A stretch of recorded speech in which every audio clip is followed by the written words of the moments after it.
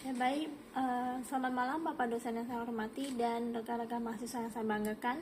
Pada kesempatan kali ini saya akan membahas tentang Pancasila sebagai satu-satunya sumber hukum di Indonesia.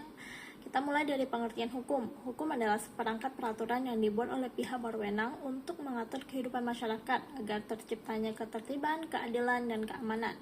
Hukum bersifat mengikat, memaksa, serta memiliki sanksi bagi setiap pelanggar.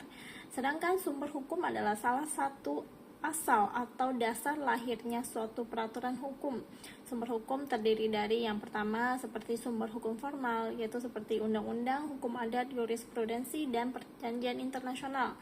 Dan yang kedua adalah sumber hukum material, yaitu nilai atau faktor yang memengaruhi isi hukum, seperti Pancasila. Pancasila merupakan sumber dari segala hukum di Indonesia, artinya seluruh peraturan perundang-undangan harus berdasarkan dan tidak boleh bertentangan dengan nilai-nilai Pancasila. Hal ini ditegaskan dalam pembukaan Undang-Undang Dasar 1945 dan Undang-Undang Nomor 12 Tahun 2011. Pancasila menjadi pedoman dalam pembentukan hukum melalui nilai-nilai utamanya, yaitu ada 5. Yang pertama, ketuhanan, kedua kemanusiaan, ketiga persatuan, keempat kerakyatan, dan kelima keadilan sosial. Indonesia memiliki masyarakat yang beragam sehingga terdapat berbagai sistem hukum seperti hukum adat, hukum Islam, dan hukum nasional. Walaupun terdapat keberagaman tersebut, seluruh sistem hukum harus tetap berpedoman pada Pancasila sebagai dasar hukum tertinggi sehingga terciptanya kesatuan hukum nasional.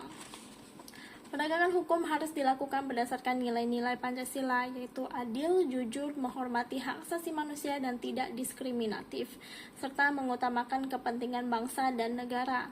Produk hukum juga harus sesuai dengan nilai-nilai Pancasila agar mampu menciptakan ketertiban dan keadilan serta kesejahteraan masyarakat.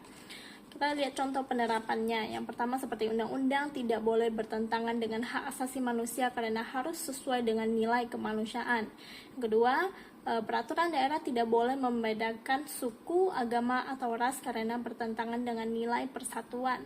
Yang ketiga, hakim harus memutus perkara secara adil tanpa membedakan jabatan atau status sosial sesuai dengan nilai sila keadilan. Dan yang keempat, pemerintah menyusun kebijakan melalui musyawarah dan mengutamakan kepentingan rakyat sebagai wujud dari sila kerakyatan. Kesimpulannya, Pancasila merupakan dasar negara sekaligus sumber dari segala hukum di Indonesia. Semua peraturan, kebijakan, dan penegakan hukum harus sesuai dengan nilai-nilai Pancasila. Dengan demikian, hukum dapat menciptakan keadilan, ketertiban, persatuan, serta kesejahteraan bagi seluruh rakyat Indonesia. Baik, sekian pembahasan kali ini tentang Pancasila sebagai satu-satunya dasar hukum di Indonesia. Apabila ada kesalahan kata, mohon dimaafkan. Selamat malam.